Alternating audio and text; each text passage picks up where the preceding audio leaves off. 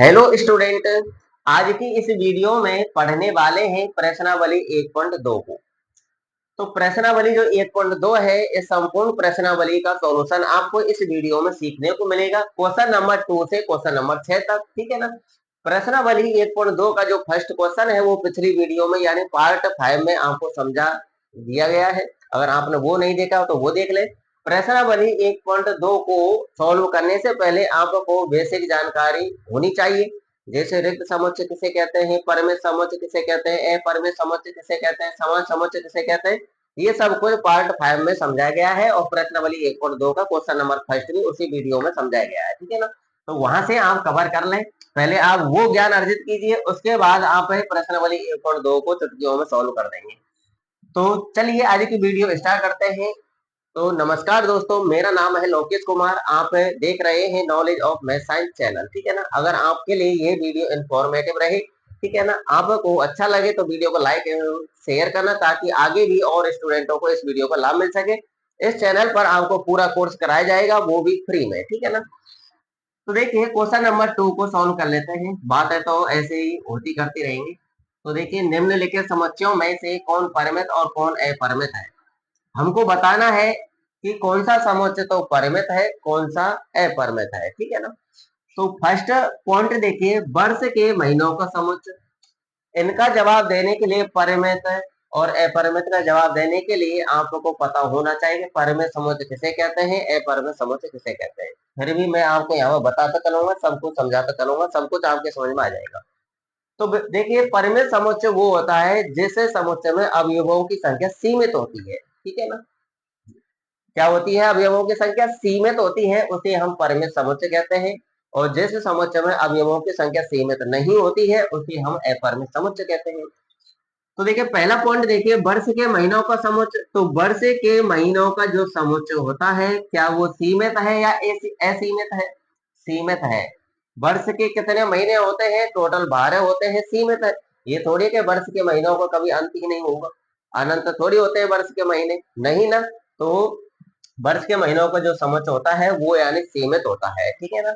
इसलिए यह समुच्चय कैसा है, परिमित है। तो आपको इसका जवाब देना कैसे है, आपको देना कि अतः यह समुच्चय परिमित है, क्योंकि वर्ष के महीने सीमित होते हैं। इस प्रकार से आपको जवाब देना है हल में। ठीक है ना। जैसे मैं आपको बता रहा हूँ ऐसे ही आप जवाब देना। बहुत ही आसान है, गणित कठिन नहीं है, बहुत ही आसान है, सिर्फ पढ़ने वाला चाहिए। अगर आप इस चैनल से जुड़ करके रेगुलरिटी के तहत पढ़ते रहेंगे तो आपको गणित बहुत ही इजी लगने लगेगी। ठीक है ना। तो यहाँ पर किस प्रकार से जवाब देना है, अतः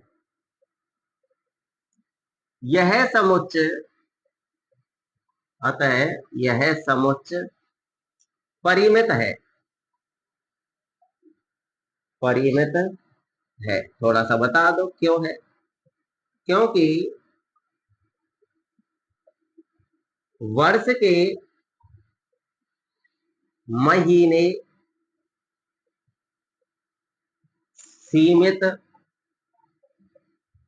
कोष्टक में आप दर्शा सकते हैं 12। ठीक है, सीमित होते हैं। बस कंप्लीट हुआ फर्स्ट पॉइंट का आंसर, हमने जवाब दे दिया कि अतः यह समझ परिमित है क्योंकि वर्ष के महीने सीमित होते हैं। ठीक है ना। अब सेकंड देखिए, 1,2,3, डॉट डॉट डॉट, 3 डॉट नजर आ गए। इसका मतलब यह जो समुच्चय है आपका यानी अपरिमित है। यह अपरिमित क्यों है, क्योंकि इसमें अवयवों की संख्या सीमित नहीं है, असीमित है। ये डॉट डॉट का मतलब पता है आपको कि ये संख्याएं लगातार आगे अनंत तक बढ़ रही है। ठीक है ना। कौन सी संख्याएं, वैसे ये 1 से चालू हो रही है, 1 2 3 4 5 6 7 8 9 10 ऐसे अनंत तक जा रहे हैं। तो कौन सी संख्या है, प्राकृत संख्या है। ठीक है ना।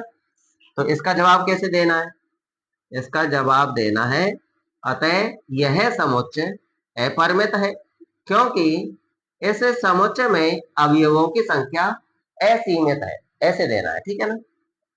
अतः यह समुच्चय, अतः यह समुच्चय अपरिमित है, अपरिमित है। अब क्यों है ये भी देख लो, ताकि आप कभी भी पढ़ेंगे, जब आप इसका रिवीजन करेंगे तो सब कुछ आपके समझ में आ जाएगा, क्योंकि लगा लगा ले रहे हैं, ठीक है ना। और जैसे मैं आपको पढ़ा रहा हूँ इसको आप नोट कर ले रहे नोटबुक में, और इनका आप रिवीजन एक बार जरूर कर लेना, ठीक है ना। क्योंकि ऐसे समुच्चय के अवयव, समुच्चय के अवयव, अवयव बोल सकते हैं, सदस्य बोल सकते हैं, ठीक है ना। अवयव कैसे हैं? असीमित है।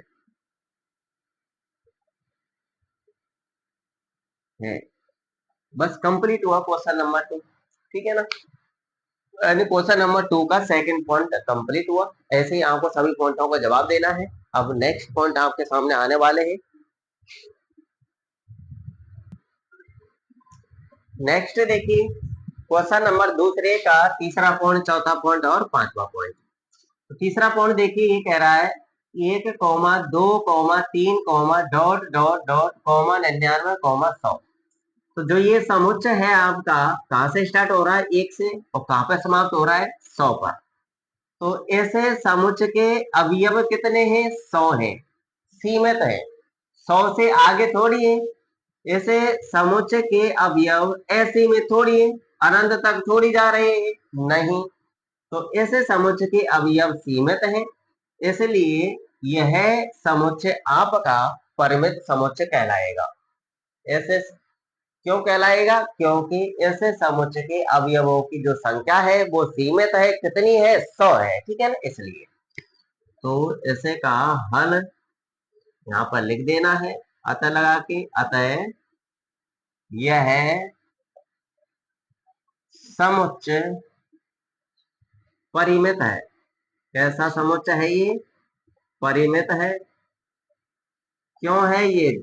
आपको आगे दर्शा देना है, क्योंकि ऐसे समुच्चय के, ऐसे समुच्चय के अवयवों की, अवयवों की संख्या क्या है भैया? सीमित है। सीमित कोष्ठक में आप दर्शा सकते हैं कितने हैं टोटल अवयव? 100। सीमित है। बस कंप्लीट हुआ तीसरा पॉइंट। अब चौथा देखिए, 100 से बड़े धन पूर्णांकों का समुच्चय। तो 100 से बड़े जो धन पूर्णांकों का जो समुच्चय है, 100 से बड़े तो धन पूर्णांक ही रहेंगे, ठीक है। तो 100 से बड़े धन पूर्णांकों का जो समुच्चय है, 101, 102, 103, 104, 105, डॉट डॉट डॉट डॉट, कहाँ तक है? अनंत तक जा रहे हैं। तो 100 से बड़े तो बहुत पूर्णांक है, जिनकी कोई सीमा ही नहीं है, जिनकी सीमा असीमित है। तो ये 100 से बड़े धन पूर्णांकों का जो समुच्चय है वो कैसा समुच्चय कहलाएगा? अपरिमेय समुच्चय कहलाएगा, क्योंकि 100 से बड़े धन पूर्णांक असीमित है, अनंत है, ठीक है ना, जिनकी कोई सीमा नहीं है। तो ऐसे आपको हल में जवाब दे देना है, यहाँ पर लिख देना है कि अतः यह समुच्चय, अतः यह समुच्चय अपरिमित है। अपरिमित है। क्यों है ये आपको दर्शा देना है, क्योंकि 100 से बड़े, क्योंकि 100 से बड़े धन पूर्णांक कैसे हैं? असीमित है, असीमित है, ठीक है ना। जिनकी असीमित मतलब जिनकी कोई सीमा नहीं है, ठीक है ना, अनंत तक। पांचवा देखिए, 99 से छोटे अभाज्य पूर्णांकों का समुच्चय। अब देखिए ये क्वेश्चन है में थोड़ी सी मिस्टेक है। ये कह रहा है कि 99 से छोटे अभाज्य पूर्णांकों का समुच्चय। अब 99 से छोटे जो अभाज्य पूर्णांक है आपकी माइनस की भी संख्या होती है, ठीक है, जैसे -3 है, -2 है, ये अभाज्य पूर्णांक ही तो है। पूर्णांकों के अंदर प्लस वाली भी संख्या आ जाती है और माइनस वाली भी संख्या आ जाती है। पूर्ण संख्या होती, पूर्णांक की जगह पर अगर पूर्ण लिखा होता, ठीक है ना, तब तो पूर्ण संख्या 0 से चालू होती है, 0, 1, 2, 3, 4 ऐसे अनंत तक जाती है। तो यहाँ लिखा है पूर्णांक, तो पूर्णांक में माइनस की संख्या भी आ जाती है और प्लस की भी आ जाती है।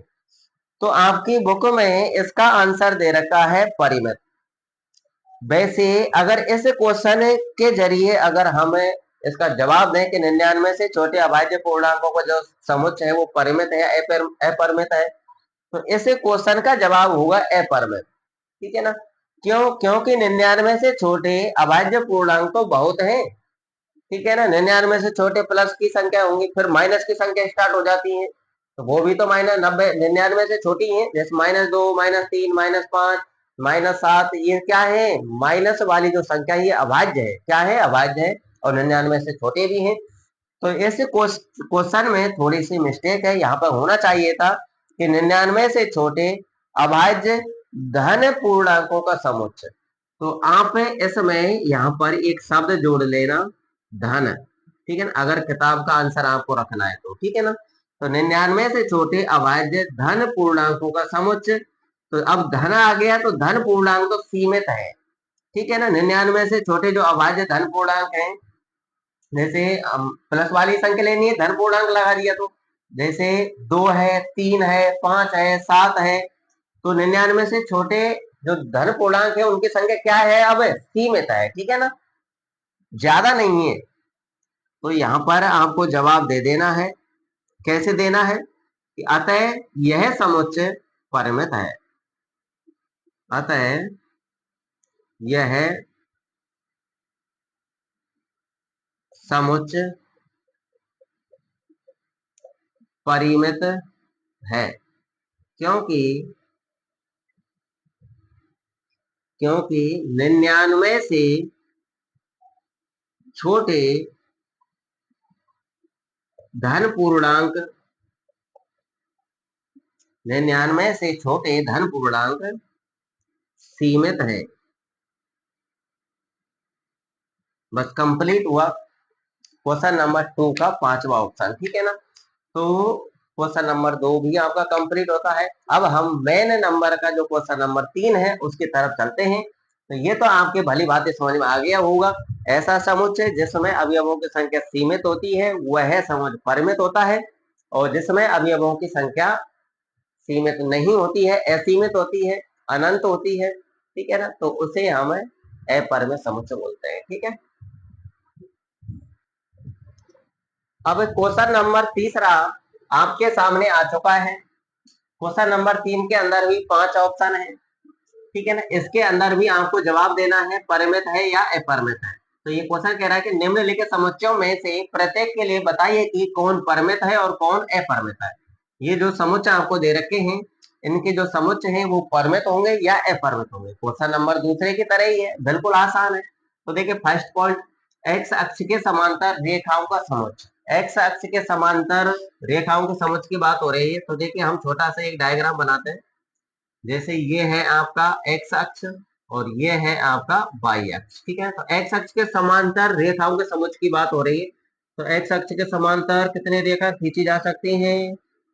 एक्स अक्ष के समांतर तो कितनी भी रेखा खींच लो, कोई सीमा ही नहीं है। ठीक है ना, कितनी समांतर रेखा खींची जा सकती है? अनंत। ठीक है ना, तो जब अनंत रेखाएं खींची जा सकती है एक्स अक्ष के समांतर, तो एक्स अक्ष के समांतर जो रेखाओं का जो समुच्चय है वो क्या है? असीमित है। जब असीमित है तो वह समुच्चय कैसा होगा? अपरिमित होगा। क्लियर? तो चलिए इसका जवाब हम लिख देते हैं।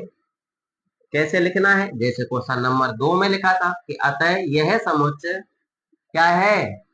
अपरिमित है। ऐसे लिख देना है, अतः यह समुच्चय अपरिमित है। अपरिमित है। अब क्यों है ये जवाब देना है, क्योंकि एक्स अक्ष के समांतर रेखाएं, एक्स अक्ष के समांतर रेखाएं, ऐसे लिख दो, रेखाएं अनंत होती हैं, या फिर ऐसे लिख दें कि रेखाओं की संख्या असीमित है। रेखाओं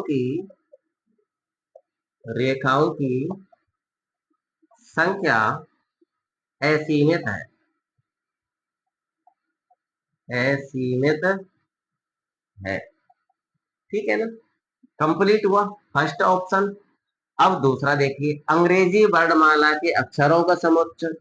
तो अंग्रेजी वर्णमाला के अक्षर तो फिक्स होते हैं कि अंग्रेजी वर्णमाला के अक्षरों की संख्या असीमित होती है, अनंत तक होते हैं क्या अंग्रेजी वर्णमाला के अक्षर? ABCDEFGHIJKLMNOP QRSTUVWXYZ। तो कितने होते हैं अंग्रेजी वर्णमाला के अक्षर? 26 होते हैं, फिक्स है। अंग्रेजी वर्णमाला के अक्षरों की संख्या सीमित है। जब अंग्रेजी वर्णमाला के अक्षरों की संख्या सीमित है तो यह समुच्चय कैसा होगा? परिमित होगा। तो इसका भी जवाब लिख लेते हैं, आ गई होगी आपकी समझ में। आता है यह समुच्चय, अतः यह समुच्चय परिमित है, परिमित है, क्योंकि अंग्रेजी वर्णमाला, अंग्रेजी वर्णमाला के अक्षरों की संख्या सीमित, पुस्तक में आप लिख सकते हैं कितनी होते हैं? 26 सीमित होती है। ऐसे आपको लिख देना है कि अतः यह समुच्चय परिमित है क्योंकि अंग्रेजी वर्णमाला के अक्षरों की संख्या सीमित होती है। तो क्वेश्चन नंबर तीसरे का फर्स्ट और सेकंड ऑप्शन कंप्लीट होता है। अब हम नेक्स्ट पॉइंटों की तरफ चलते हैं। अब क्वेश्चन नंबर 3 के नेक्स्ट ऑप्शन देखिए, तीसरा चौथा पांचवा, 5 ही ऑप्शन है। पहले तीसरा देख लेते हैं। उन संख्याओं का समुच्चय जो 5 के गुणज है। तो 5 के गुणजों की बात हो रही है, तो 5 के गुणज कितने होते हैं? जैसे 5, 10, 15, 20, 25, 30, 35, 40, इन सब में 5 का भाग चला जाता है।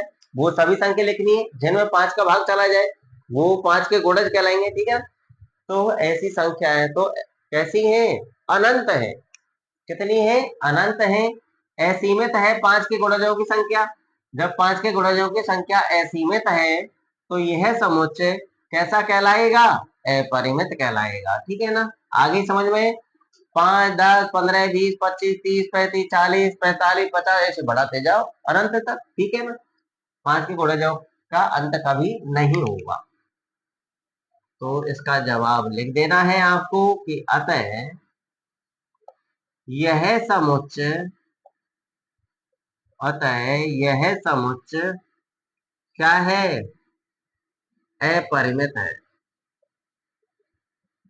अपरिमित है, क्योंकि 5 के गुणजों की संख्या असीमित है, असीमित है। ठीक है ना, ऐसे आपको जवाब लिख देना है। अतः यह समुच्चय अपरिमित है क्योंकि 5 के गुणजों की संख्या असीमित है। ठीक है, 5 के गुणजों को कभी अंत नहीं होगा। अब अगला देखिए चौथा, पृथ्वी पर रहने वाले जानवरों का समुच्चय। अब पृथ्वी पर रहने वाले जानवरों का जो समुच्चय है, जानवर तो फिक्स ही है। अब ये जानवर पृथ्वी पर जितने भी जानवर रह रहे हैं, जैसे गाय, कुत्ता, भैंस, ऊंट, ठीक है ना, ये क्या है? ये सभी जानवर है। शेर है, ठीक है, गधा है, घोड़ा है, क्या है? ये जानवर है। तो पृथ्वी पर रहने वाले जो जानवर है उनकी संख्या सीमित ही तो है, 1 लाख, 2 लाख, 3 लाख, 10 लाख। ठीक है ना, अब ये थोड़ी है कि पृथ्वी पर रहने वाले जानवरों की जो संख्या है वो अनंत है। ठीक है ना, अगर अनंत होती तो हम और तुम कहाँ नजर आते? नहीं आते ना, सभी जानवर ही जानवर हो जाते। तो पृथ्वी पर रहने वाले जानवरों की संख्या क्या है? सीमित है, इसलिए यह समुच्चय परिमित है। तो लिख देना है आपको इसका जवाब। अतः यह समुच्चय, अतः यह समुच्चय परिमित है, परिमित है, क्योंकि पृथ्वी पर, क्योंकि पृथ्वी पर रहने वाले, रहने वाले जानवरों की संख्या, जानवरों की संख्या सीमित है।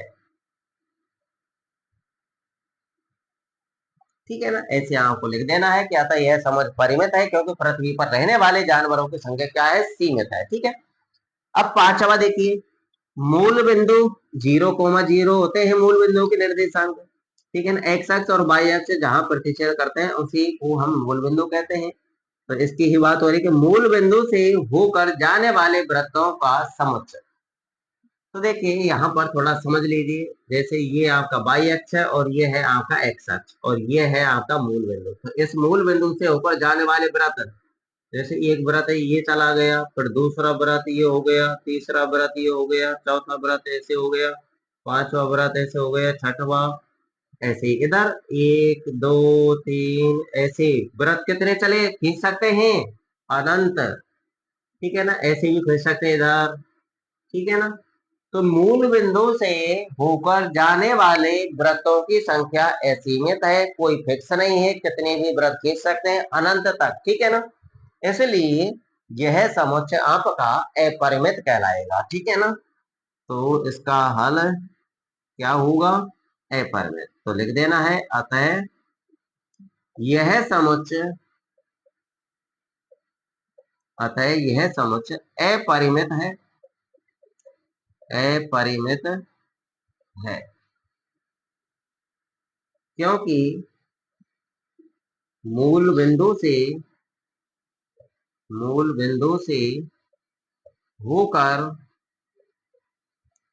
मूल बिंदु से होकर जाने वाले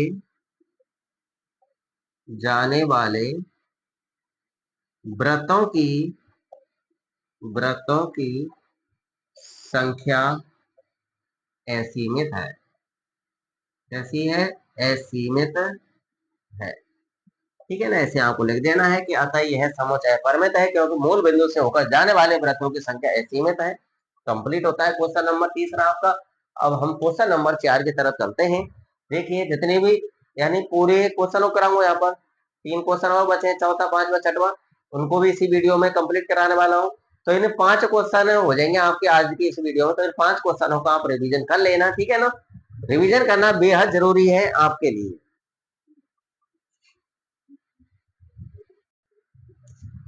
देखिए क्वेश्चन नंबर 4 आपके सामने आ चुका है। क्वेश्चन नंबर 4 के अंदर 4 ही ऑप्शन है। ठीक है ना, बहुत है, सरल है, सभी क्वेश्चन बहुत ही सरल है। तो देखिए क्वेश्चन क्या कह रहा है, निम्नलिखित में बताइए कि ए बराबर बी है, समुच्चय ए और समुच्चय बी बराबर है अथवा नहीं है।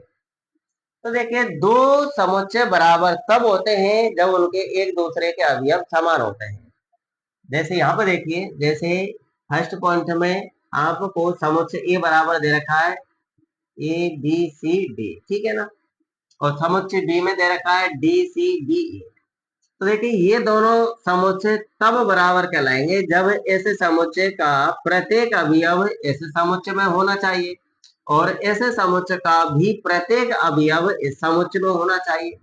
दोनों दोनों समुच्चयों के अवयव एक दूसरे के समुच्चय में होना बेहद जरूरी है। ठीक है ना, तब ही वो दोनों समुच्चय बराबर होते हैं। ठीक है ना, इक्वल होते हैं। तो देखिए हमने इन दोनों का निरीक्षण कर ही लिया कि समुच्चय ए में अवयव है ए बी सी डी और समुच्चय बी में अवयव है ए बी सी डी। इसमें भी ए बी सी डी है, इसमें भी ए बी सी डी है, ये आगे पीछे हो रहे हैं, कोई दिक्कत नहीं, परंतु अवयव तो है तो वही। तो ऐसे समुच्चय का प्रत्येक अवयव इस समुच्चय में है और इस समुच्चय का प्रत्येक अवयव इस समुच्चय में है, इसलिए ये दोनों समुच्चय कैसे हैं, बराबर है। ठीक है ना, तो आपको यहाँ पर लिख देना है हल में अतः, अब हम केवल एक लाइन में उत्तर देंगे कि अतः ए बराबर बी है। ठीक है ना, ए बराबर बी है, क्यों है, क्योंकि मैं आपको समझा रहा हूं। ठीक है, आप आगे लिखना चाहें तो लिख सकते हैं, क्योंकि समुच्चय ए का आगे अगर आपको लिखना है तो कैसे लिखना है, जो मैं बोल रहा हूं आप वो लिखना है। देखिए पहले तो ये लिख देना है अतः समुच्चय ए बराबर समुच्चय बी है क्योंकि समुच्चय ए का प्रत्येक अवयव समुच्चय बी में है और समुच्चय बी का प्रत्येक अवयव समुच्चय ए में है। ठीक है ना, इसलिए ये दोनों समुच्चय क्या है, बराबर है। अब अगर आपको इतना सही जवाब देना है तो इतना सही दे सकते हैं, वैसे भी क्वेश्चन यही बोल रहा है कि बताइए कि समुच्चय ए और समुच्चय बी बराबर है या नहीं है। तो आपने इनका निरीक्षण कर लिया और दे दिया कि ए और बी बराबर है। तो सेकंड का देखिए, समुच्चय ए बराबर 4, 8, 12, 16। तो ऐसे समुच्चय का अवयव क्या है, 4 है, 8 है, 12 है, 16 है। और समुच्चय बी का अवयव क्या है, 8, 4, 16, 18। 4, 8, 12, 16 और यहाँ में 8, 4, 16, 12। तो देखिए 4 और 8 इसमें है, 4 और 8 इसमें है, 12 इसमें है, इसमें नहीं है, 16 इसमें है, इसमें नहीं, 18 इसमें है, इसमें नहीं है। तो ऐसे समुच्चय का प्रत्येक अवयव इस समुच्चय में नहीं है, ठीक है ना, क्योंकि 12 यहाँ है परंतु यहाँ नहीं है, यहाँ 18 है और यहाँ नहीं है, और इस समुच्चय का प्रत्येक अवयव इस समुच्चय में नहीं है। तो ये दोनों समुच्चय इक्वल नहीं कहलाएंगे, ठीक है ना। तो यहाँ पर इसका जवाब दे देंगे कि अतः ए बराबर बी नहीं है, नहीं है, ठीक है। ए बराबर बी नहीं है, ठीक है ना। आप ऐसे दे सकते हैं या फिर आप दूसरे हिसाब से भी जवाब दे सकते हैं कि अतः समुच्चय ए बराबर नहीं है समुच्चय बी, ठीक है ना, ऐसे ए नॉट इक्वल टू बी। अब तीसरा देखिए, समुच्चय ए में अवयव दे रखे हैं 2, 4, 6, 8, 10। तो इस समुच्चय के अवयव है 2, 4, 6, 8, 10। और समुच्चय बी में देखिए, सभी x का समुच्चय जहां x सम धन पूर्णांक है। x क्या है, सम धन पूर्णांक है, सम भी है x का मान और धन यानी प्लस वाले पूर्णांक भी है, ठीक है ना। धन पूर्णांक दे दिया, धन पूर्णांक मतलब धनात्मक पूर्णांक, प्लस वाले पूर्णांक, ठीक है, सम संख्याएं हैं और वो भी प्लस वाली। आगे कह रहा है कि x का मान 10 से छोटा है और इक्वल भी लगा रखा है, 10 भी है।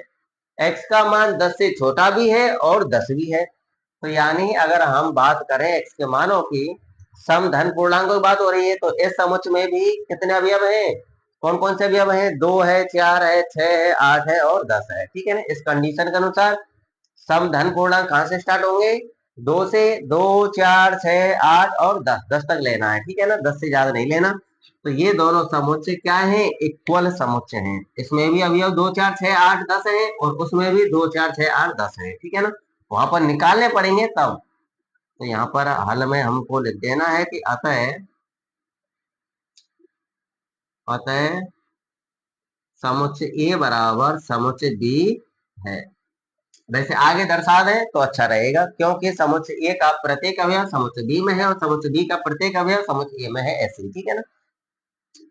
और चौथा देखिए, समुच्चय ए बराबर दे रखा है सभी x का समुच्चय जहां x संख्या 10 का एक गुणज है, 10 का गुणज है x, यानी 10, 1, 20, 30, 40, 50, 60, 70, 80, 90, 100 डॉट डॉट डॉट डॉट कहां तक है, अनंत तक। समुच्चय बी के अवयवों को देखो, 10, 15, 20, 25, 30, 15, 25, ये तो 10 के गुणज है ही नहीं, ठीक है ना। 10, 20, 30 है परंतु 15 और 25 तो गुणज नहीं है और ये समय गुणज है। तो क्या दोनों समुच्चय इक्वल हैं, नहीं है, क्योंकि इस समुच्चय का प्रत्येक अवयव इसमें नहीं है और इसका प्रत्येक अवयव इसमें नहीं है, ठीक है। तो यहां पर हमको लिख देना है कि अतः हल में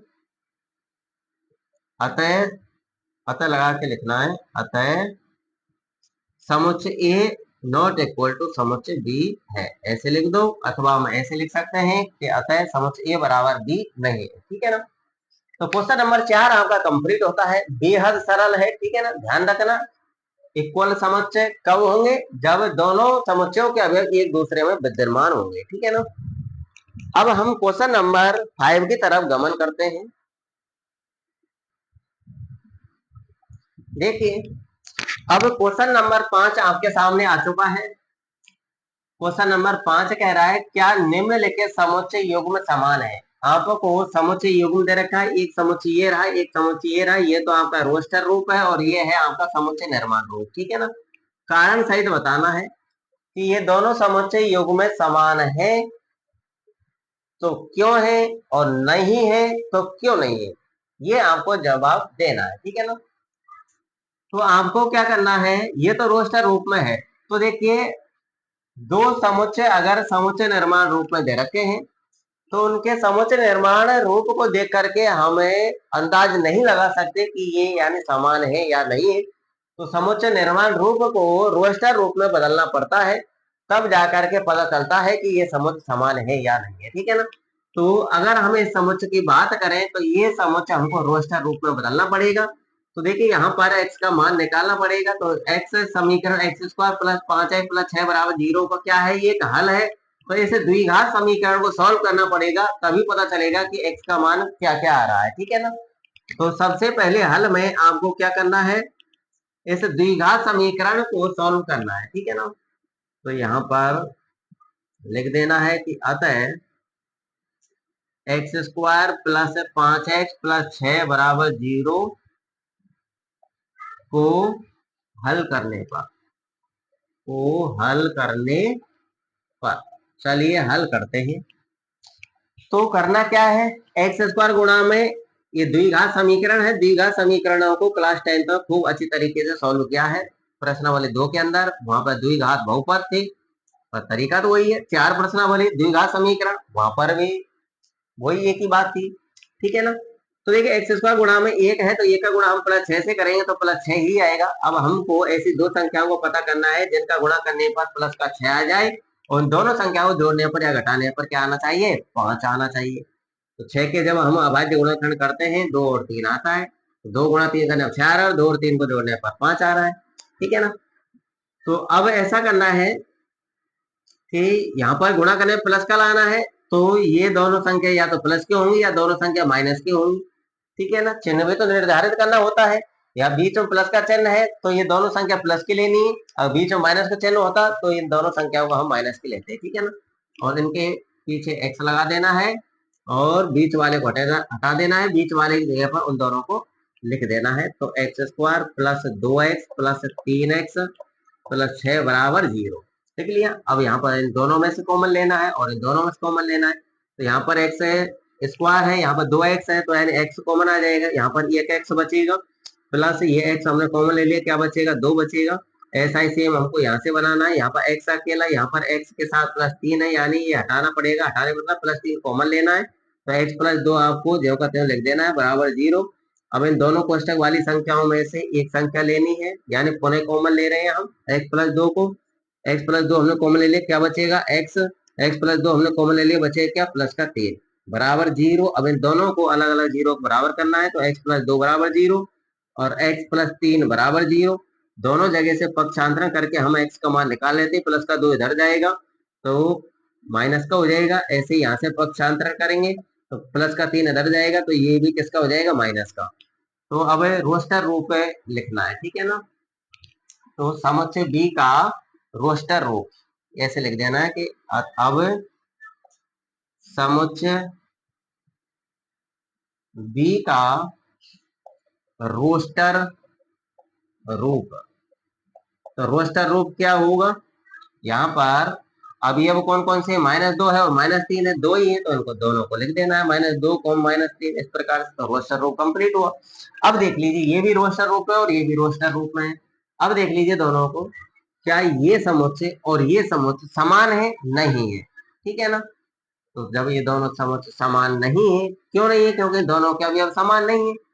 यहाँ पर +2 या -2 या +3 या -3, समान कहाँ से हुई, तो यह युग्म क्या समान है, नहीं है। ठीक है ना। तो आपको नीचे लिख देना है कि अतः समुच्चय ए व बी समान नहीं है। ठीक है ना। बस कंप्लीट हुआ फर्स्ट पॉइंट क्वेश्चन नंबर 5 का। अब सेकंड पॉइंट देखिए, क्वेश्चन नंबर 5 के अंदर केवल 2 ही पॉइंट है। अब सेकंड पॉइंट का भी सॉल्यूशन देखिए। अब देखिए क्वेश्चन नंबर 5 का सेकंड पॉइंट, यहाँ पर आपको दो समुच्चय दे रखे हैं। यहाँ पर दे रखा है सभी एक्स का समुच्चय जहां एक्स शब्द फॉलो FOLLOW फॉलो का एक अक्षर है। समुच्चय बी बराबर दे रखा है सभी यानी सभी बाई का समुच्चय जहां बाई शब्द वोल्फ का एक अक्षर है। अब ये दोनों समुच्चय समान है या नहीं है। अब ये समुच्चय आपको समुच्चय निर्माण रूप में दे रखे हैं, इन दोनों को रोस्टर रूप में बदलना पड़ेगा, तब पता चलेगा कि दोनों समुच्चय इक्वल है या नहीं है, ठीक है ना। तो देखिए हल हल में क्या करना है, समुच्चय ए का रोस्टर रूप लिखना है। तो चलिए हम डायरेक्टली समुच्चय ए का रोस्टर रूप लिख लेते हैं। तो यहाँ पर लिख लेते हैं, अतः समुच्चय ए का रोस्टर रूप बराबर, रोस्टर रूप में जब हम लिखते हैं तो फॉलो का रोस्टर रूप लिखना है, ठीक है ना। तो कोई भी अक्षर दोबारा नहीं लिखना है, किसी भी अक्षर की पुनरावृत्ति नहीं होनी चाहिए, ठीक है ना। एक अक्षर हमको एक बार ही लिखना है। तो देखिए यहाँ पर एफ है तो एफ लिख लेंगे, फिर कॉमा लगाएंगे, फिर ओ लिख लेंगे, फिर कॉमा लगाएंगे, फिर एल लिख लेंगे, ठीक है ना। फिर एल आ रहा है, अब एल दोबारा नहीं लिखना, ओ हम लिख चुके हैं तो ओ दोबारा नहीं लिखना, अब डब्ल्यू लिख लेंगे, ठीक है ना। तो समुच्चय ए का रोस्टर रूप क्या है, एफ ओ एल डब्ल्यू, ठीक है ना। अब समुच्चय बी का रोस्टर रूप देखिए, तथा समुच्चय बी का रोस्टर रूप। तो यहाँ पर डब्ल्यू है तो डब्ल्यू लिख लेते हैं, ओ है तो ओ लिख लेते हैं, एल लिख लेते हैं और एफ लिख लेते हैं, बस यही है। यहाँ पर कोई भी अक्षर दो बार नहीं है, चारों अक्षर एक एक बार ही है, तो ये चारों हमने लिख लिए। अब इन दोनों समुच्चयों को देखिए, क्या इस समुच्चय का प्रत्येक अवयव इस समुच्चय में है या नहीं। यहाँ पर एफ है, ओ है, एल है, डब्ल्यू है, एफ है, ओ है, एल है, डब्ल्यू है, तो इस समुच्चय का प्रत्येक अवयव इसमें है और इस समुच्चय का भी प्रत्येक अवयव इसमें है। अब ये दोनों समुच्चयों को देख करके अब साफ नजर आ रहा है कि दोनों समुच्चय इक्वल समुच्चय है, ठीक है ना। तो यहाँ पर लिख देते हैं, अतः स्पष्ट है कि समुच्चय ए व बी समान है। कैसे हैं, समान है। बस कंप्लीट हुआ क्वेश्चन नंबर 5 का सेकंड पॉइंट, ठीक है ना। इस हिसाब से आपको जवाब दे देना है। कोई भी समुच्चय शब्द समुच्चय निर्माण रूप में लिखा हुआ है तो उसको रोस्टर रूप में चेंज कीजिए, तभी आपको पता चलेगा, ठीक है ना। अब हम क्वेश्चन नंबर 6 की तरफ चलते हैं। लास्ट क्वेश्चन है प्रश्नावली का। अब छठवां क्वेश्चन देखिए, छठवां क्वेश्चन आपके सामने आ चुका है। क्या कह रहा है, नीचे दिए हुए समुच्चयों में से समान समुच्चयों का चयन कीजिए।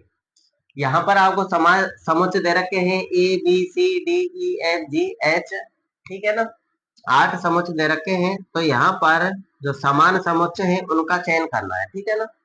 तो कौन कौन से समुच्चय समान है, तो देखिए ए समुच्चय के अवयव हैं 2 4 8 12, तो ऐसा ही कोई दूसरा समुच्चय और देखना होगा जिसमें 2 4 8 12 होंगे, ठीक है ना। तो ये इसमें नहीं है, यहाँ पर 4 8 12 14 है, तो ये समुच्चय और ये समुच्चय इक्वल नहीं है। यहाँ पर 3 1 4 2 नहीं, ऐसा कोई समुच्चय नहीं है, ठीक है ना।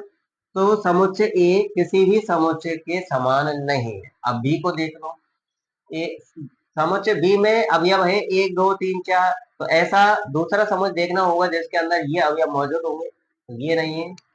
इसमें 3 1 2 3 4, यहाँ पर भी 1 2 3 4 है, यहाँ पर भी 1 2 3 4 है, आगे पीछे लिख रहे हैं कोई दिक्कत नहीं।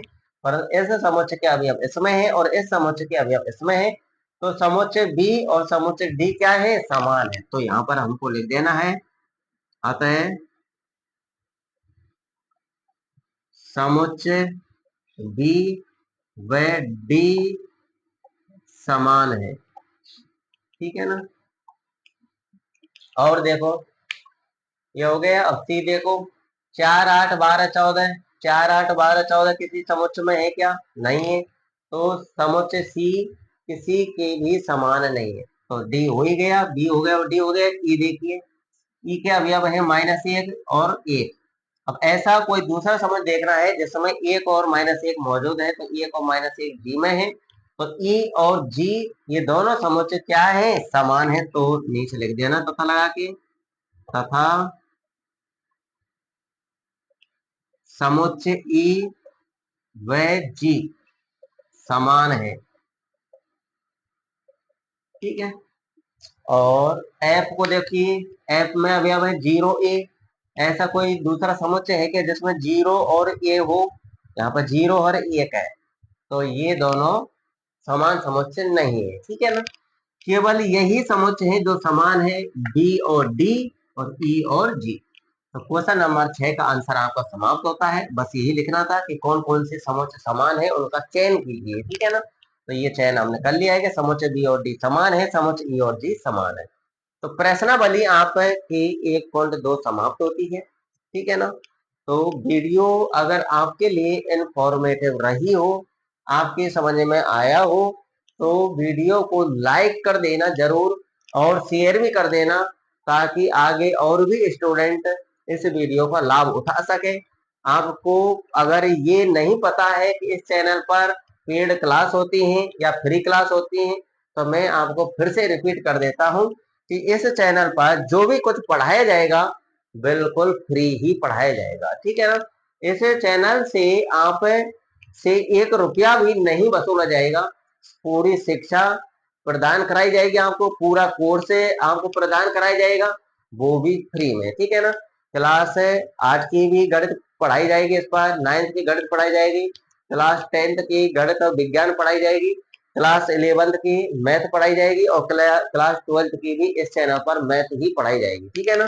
अगर आपके नजरन में कोई स्टूडेंट ऐसा हो जो 8 में, 9 में, 10 में, 11 में, 12 में पढ़ता हो, तो उस स्टूडेंट को इस चैनल से अवगत करा देना। वो इस चैनल पर आकर के रोजाना फ्री में शिक्षा ग्रहण कर लिया करेंगे, ठीक है ना। अगर आपने चैनल को सब्सक्राइब नहीं कर रखा है तो चैनल को सब्सक्राइब कर लेना और बेल आइकन बटन प्रेस जरूर कर लेना, ताकि प्रत्येक वीडियो का नोटिफिकेशन आपके पास समय समय पर पहुंचता रहे, ठीक है ना। और रोजाना आप इस चैनल पर आकर के पढ़िए, ठीक है ना, कोर्स कीजिए फ्री में, ठीक है। यही समय है आपके लिए, गर्मियों का समय चल रहा है, भरपूर समय है आपके पास। इस चैनल पर आकर के रोजाना क्लास अटेंड कीजिए, अपने ज्ञान को बेहतर बनाइए। जैसे ही स्कूल खुलेंगे तो वहां पर आपको गणित और भी बेहद सरल लगने लगेगी, ठीक है ना। तो इस चैनल से जुड़े रहना, एंड तक वार्षिक परीक्षा तक आपको पढ़ाया जाएगा, ठीक है ना। क्लास 11th का कोर्स जैसे ही आपकी वार्षिक एग्जाम समाप्त होंगे, तुरंत आपको 12th का कोर्स मिल जाएगा इस चैनल पर मैथ का, ठीक है ना। हो सकता है आगे चल के फिजिक्स केमिस्ट्री का भी सिलेबस आपको इस पर मिल जाए, तो वो तो भविष्य की बात है। अभी तो कल किसी ने नहीं देखा है, तो अभी तो साल तो बहुत लंबी है। तो मिलेंगे अब हम नेक्स्ट वीडियो में, ठीक है ना। चैनल को सब्सक्राइब कर लेना, वीडियो को लाइक कर जरूर कर देना।